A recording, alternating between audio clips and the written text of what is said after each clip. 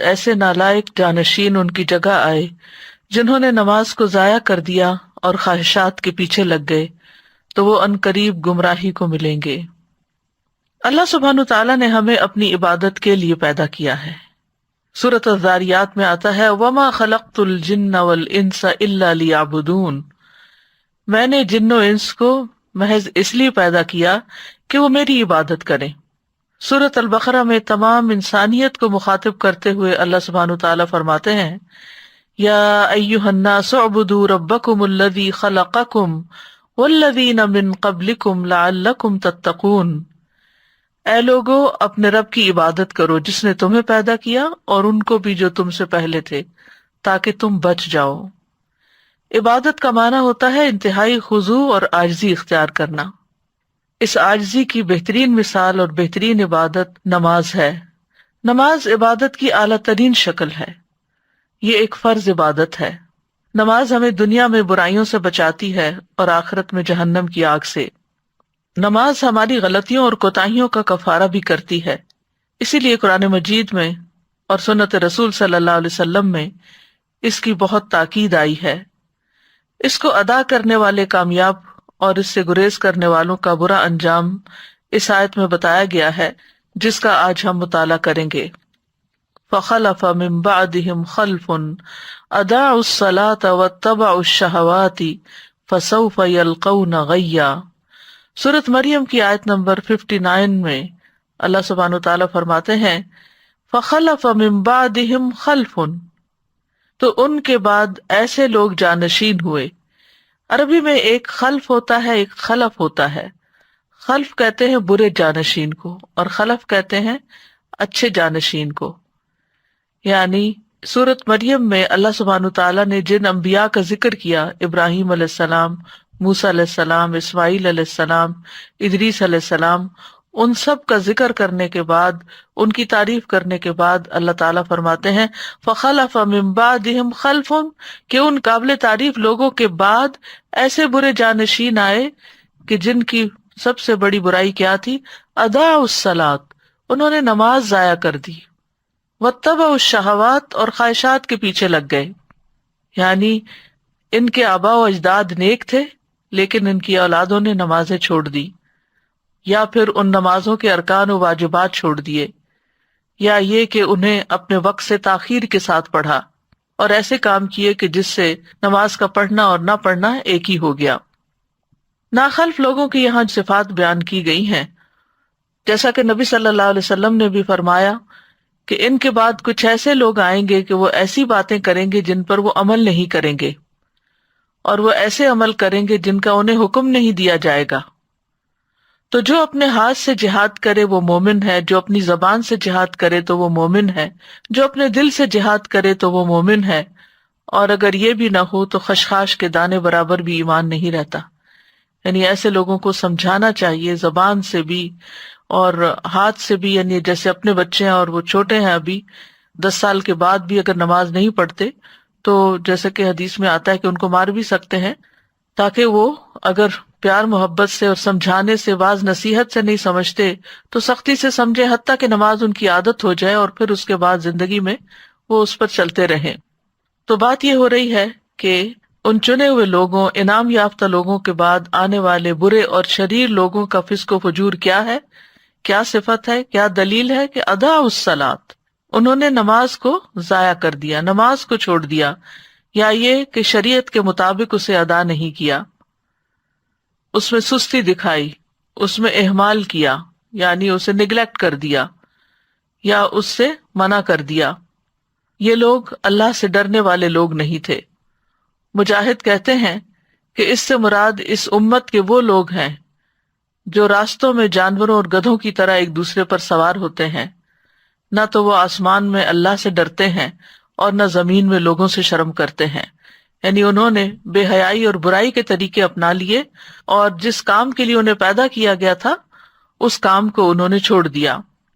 ابو سعید خدری کہتے ہیں کہ میں نے رسول اللہ صلی اللہ علیہ وسلم کو فرماتے ہوئے سنا 60 سال کے بعد نااہل لوگ پیدا ہوں گے، یعنی نبی صلی اللہ علیہ وسلم کے جانے کے 60 سال بعد، جو نماز کو ضائع کر دیں گے اور خواہشات کی پیروی کریں گے، اور جہنم کے گڑھے میں جا پڑیں گے۔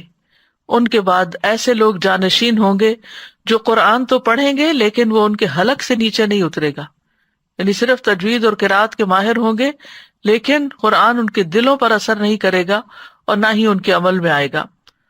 اور قرآن کی قرات 3 طرح کے لوگ کرتے ہیں، نمبر 1 مومن، نمبر 2 منافق اور نمبر 3 فاجر۔ ادا الصلاۃ، انہوں نے نماز کو ضائع کر دیا، یعنی ایک اہم فریضہ جو دین کا ستون ہے، جو ایمان کا معیار اور کسوٹی ہے، اور جو رب العالمین سے اخلاص کا ثبوت دینے کا ذریعہ ہے، تو اس میں انہوں نے اپنی نمازیں ضائع کی، یعنی اہم فریضہ کو ادا نہیں کیا۔ تو بہت سے اہل علم یہ کہتے ہیں کہ یہاں اس سے مراد نماز پوری طرح چھوڑ دینا ہے، یعنی یہ وہ لوگ ہیں جو نمازیں چھوڑ دیتے ہیں۔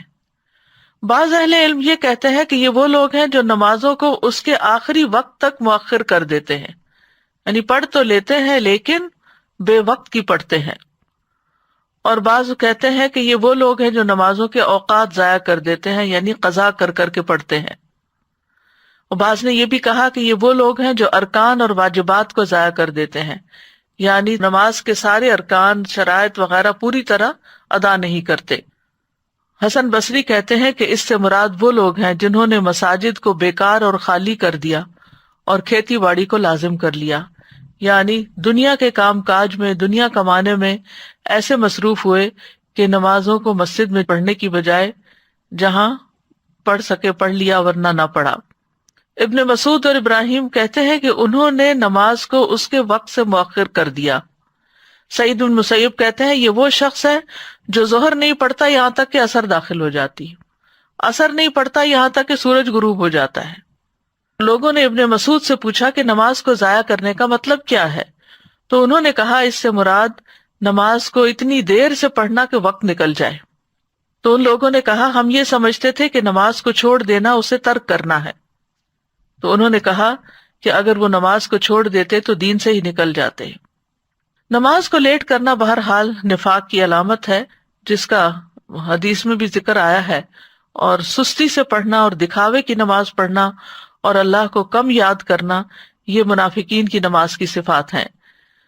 سورۃ النساء آیت 142 میں اللہ تعالیٰ فرماتے ہیں ان المنافقین یخادعون اللہ وہو خادعہم وَإِذَا قَامُوا إِلَى الصَّلَاةِ قَامُوا كُسَالَىٰ يُرَاءُونَ النَّاسَ وَلَا يَذْكُرُونَ اللَّهَ إِلَّا قَلِيلًا، بے شک منافق لوگ اللہ سے دھوکہ بازی کر رہے ہیں حالانکہ وہ انہیں دھوکہ دینے والا ہے، اور جب وہ نماز کے لیے کھڑے ہوتے ہیں تو سست ہو کر کھڑے ہوتے ہیں، یعنی شوق سے نہیں جاتے نماز کی طرف، خوشی سے نہیں جاتے، لوگوں کو دکھاوا کرتے ہیں اور اللہ کو بہت کم یاد کرتے ہیں۔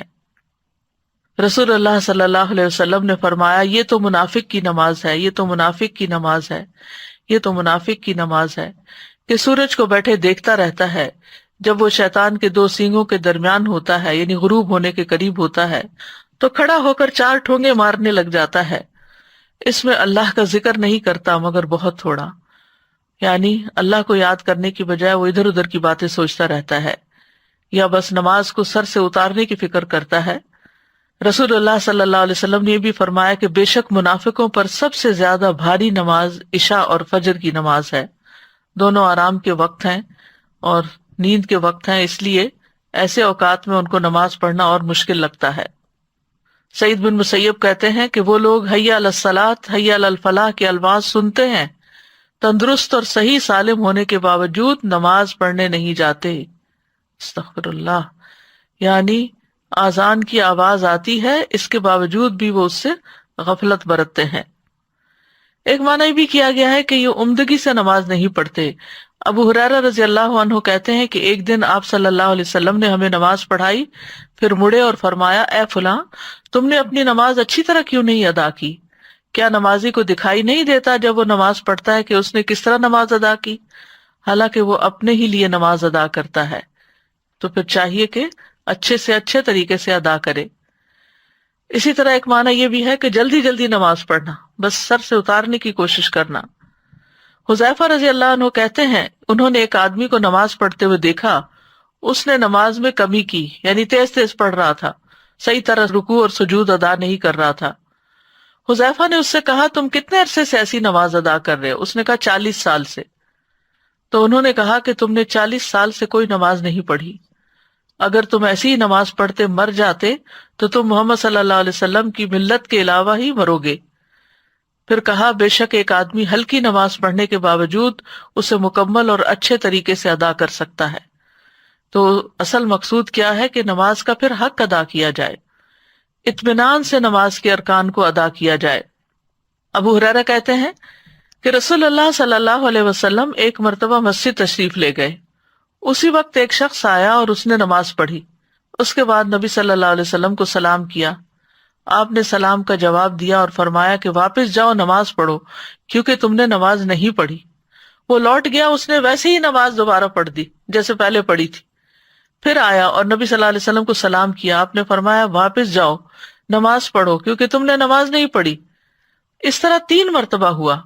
پھر اس نے کہا اس ذات کی قسم جس نے آپ کو حق کے ساتھ بھیجا ہے، میں اس سے بہتر نماز ادا نہیں کر سکتا، لہٰذا آپ مجھے سکھا دیجئے۔ آپ نے فرمایا جب تم نماز کے لیے کھڑے ہو تو تکبیر کہو، اس کے بعد جتنا قرآن تمہیں یاد ہو اس کو پڑھو، یعنی سورۃ فاتحہ کے بعد، پھر رکوع کرو یہاں تک کہ اطمینان سے رکوع کرو، پھر سر اٹھاؤ یہاں تک کہ سیدھے کھڑے ہو جاؤ، پھر سجدہ کرو یہاں تک کہ اطمینان سے سجدہ کرو، پھر سر اٹھاؤ یہاں تک کہ اطمینان سے بیٹھ جاؤ، اور اپنی پوری نماز میں اسی طرح کرو۔ یعنی ہر رکن اس طرح ادا کرنا چاہیے کہ اس کے بعد انسان اپنی جگہ پر ٹھہر جائے سکون سے، اور پھر دوبارہ اگلا رکن ادا کرے۔ پھر اسی طرح رکوع اور سجود میں اگر کمر سیدھی نہ کی جائے اور بس تھوڑا سا جھکا کے سر اٹھا لیا جائے تو آپ نے فرمایا وہ نماز کافی نہ ہوگی جس میں آدمی اپنی پشت کو رکوع اور سجود میں سیدھا نہ رکھے۔ امام شافعی، امام احمد اور اسحاق کہتے ہیں جو اپنے رکوع اور سجدے میں اپنی پشت سیدھی نہیں رکھتا، یعنی اسٹریٹ نہیں ہوتی، اس کی نماز فاسد ہو جاتی ہے۔ ابن قیم رحمۃ اللہ علیہ کہتے ہیں کہ نماز میں یہ 6 صفات منافقوں کی علامت ہے۔ نماز کی طرف جاتے وقت سستی کا مظاہرہ کرنا، نماز ادا کرتے ہوئے لوگوں کے لیے دکھاوا کرنا، اس کی ادائیگی میں تاخیر کرنا، جلدی جلدی ٹھونگے مارنا، اس میں اللہ کا ذکر کم کرنا، اور با جماعت نماز سے پیچھے رہنا۔ تو خلاصہ یہ ہے کہ جو شخص وضو مکمل کرنے اور رکوع اور سجود کو مکمل کرنے کی حفاظت نہ کرے وہ نماز کی حفاظت کرنے والا نہیں ہوتا، اور جو نماز کی حفاظت نہیں کرتا گویا وہ اسے ضائع کر دیتا ہے، اور جو نماز کو ضائع کر دیتا ہے تو وہ باقی شریعت کے تمام احکامات کو بھی زیادہ ضائع کرنے والا ہوتا ہے۔ اور جو شخص نماز کی حفاظت کرتا ہے اللہ اس کے دین کی حفاظت کرتا ہے، اور جو نماز نہیں پڑھتا اس کا تو کوئی دین ہی نہیں ہوتا۔ ایسے لوگوں کی دوسری صفت کیا بتائی گئی؟ وَاتَّبَعُوا الشَّهَوَاتِ، کہ وہ خواہشات کے پیچھے لگ گئے، یعنی گناہوں میں پڑ گئے، شراب نوشی میں پڑ گئے، اپنے نفسوں پر شہوت کو ترجیح دی اللہ کی اطاعت کے مقابلے میں، منکرات میں آگے بڑھ گئے۔ نماز کو ضائع کرنے کا بھی سب سے اہم سبب یہی ہے کہ انسان اپنی خواہشات کی تکمیل میں اپنا وقت استعمال کر دیتا ہے، اور جب نماز کا وقت آتا ہے تو یا وہ تھک چکا ہوتا ہے یا پھر اس کا دل بدل چکا ہوتا ہے اور نماز پڑھنے میں اس کا دل ہی نہیں لگتا۔ حضرت علی رضی اللہ عنہ سے اللہ تعالیٰ کے اس قول کے بارے میں مروی ہے کہ خواہشات کی پیروی کرنے والوں سے وہ لوگ مراد ہیں جو مضبوط محل بناتے ہیں، قابل توجہ سواریوں پر سوار ہوتے ہیں اور مشہور لباس پہنتے ہیں۔ یعنی یہ بیماریاں جو آج ہیں یہ آج کی نہیں ہے، یہ حضرت علی رضی اللہ عنہ ہی کے دور کی ہے کہ انہوں نے کیا زبردست طریقے سے تشخیص کی کہ خواہشات کی پیروی کا مطلب کیا ہے، کہ بڑے بڑے گھر بنائے جائیں اور اپنی ساری صلاحیتیں انہی میں لگا دی جائیں، ایسی گاڑیوں پر بیٹھا جائے جو نوٹسیبل ہوں، ایسی سواریوں پہ بیٹھا جائے جو لوگوں کی نگاہ میں ہوں، لوگ اس پہ رشک کرتے ہوں، اور برانڈڈ لباس پہنے جائیں، یعنی ان کا پورا لائف سٹائل ہی دنیا کے پیچھے بھاگنے کا ہو جاتا ہے، اور عبادت کی طرف ان کی توجہ نہیں ہوتی، ان کا دل نہیں لگتا۔ تو خواہشات ان چیزوں کے متعلق ہوتی ہیں جو انسان کو پسند آتے ہیں کام، یا انسان جن کو کرنا چاہتا ہے، جن کے ساتھ وہ موافقت رکھتا ہے اور جن سے وہ بچتا نہیں ہے۔ صحیح حدیث میں ہے کہ جنت ناپسندیدہ چیزوں کے ساتھ گھری ہوئی ہے اور جہنم خواہشات کے ساتھ گھری ہوئی ہے۔ اس بارے میں ابو ہریرہ کہتے ہیں کہ رسول اللہ صلی اللہ علیہ وسلم نے فرمایا، جب اللہ عز و جل نے جنت کو پیدا کیا تو جبریل علیہ السلام سے کہا جا کر اسے دیکھ آؤ۔ چنانچہ جبریل علیہ السلام گئے اور دیکھا، واپس آ کر عرض کیا، یا رب و عزتک، اے میرے رب آپ کی عزت کی قسم، اس کے متعلق جو بھی سنے گا وہ اس میں داخل ہونا چاہے گا۔ پھر جنت کو ناپسندیدہ چیزوں سے ڈھانپ دیا گیا۔ پھر اللہ تعالیٰ نے فرمایا اسے دیکھ کر آؤ۔ چنانچہ وہ دوبارہ گئے اور اسے دیکھا، کہا یا رب و عزتک، اے میرے رب آپ کی عزت کی قسم، مجھے اندیشہ ہے کہ اب اس میں کوئی داخل ہی نہیں ہو سکے گا، یعنی اتنا مشکل راستہ ہے۔ اور اسی طرح جب آگ کو پیدا کیا تو آپ نے جبریل علیہ السلام سے فرمایا کہ اے جبریل جہنم کو دیکھ کر آؤ۔ جب وہاں پہنچے تو آ کر کہنے لگے، یا رب و عزتک، اے رب آپ کی عزت کی قسم، جو اس کے متعلق سنے گا اس میں داخل ہونا نہیں چاہے گا۔ اللہ کے حکم پر اسے خواہشات سے ڈھانپ دیا گیا۔ پھر فرمایا اے جبریل جا کر اسے دیکھ کر آؤ۔ وہ دیکھ کر آئے، دیکھا تو کہا یا رب و عزتک، مجھے تو اندیشہ ہے اب کوئی آدمی اس میں داخل ہونے سے بچ نہ سکے گا، یعنی ایسا پھسلن کا راستہ ہے، ایسا خواہشات کا راستہ ہے کہ سب اسی طرف چل پڑیں گے، کیونکہ یہ انسان کے لیے ایک امتحان ہے۔ اس کے اندر خواہشات کی محبت خوشنما بنا دی گئی ہے، لہذا جو چیز انسان کو خوشنما لگتی ہے انسان اس کے پیچھے بھاگتا ہے۔ رسول اللہ صلی اللہ علیہ وسلم نے فرمایا، مجھے اپنی امت کے بارے میں 3 چیزوں کا ڈر ہے۔ بخیلی جس کی اطاعت کی جائے، یعنی انسان بخل کرے، یعنی دل میں بخل کا خیال آئے تو اس کی پیروی کرے۔ خواہش نفس جس کی پیروی کرے، یعنی کچھ اللہ کے راستے میں دینے کی بجائے اپنی خواہشات پر انسان خرچ کرنے لگے۔ اور گمراہ امام، جو لوگوں کو مس لیڈ کریں اپنی خواہشات پرستی کی وجہ سے۔ پھر اسی طرح اپنی مرضی کی زندگی گزارنا، یہ بھی گمراہی کا راستہ ہے۔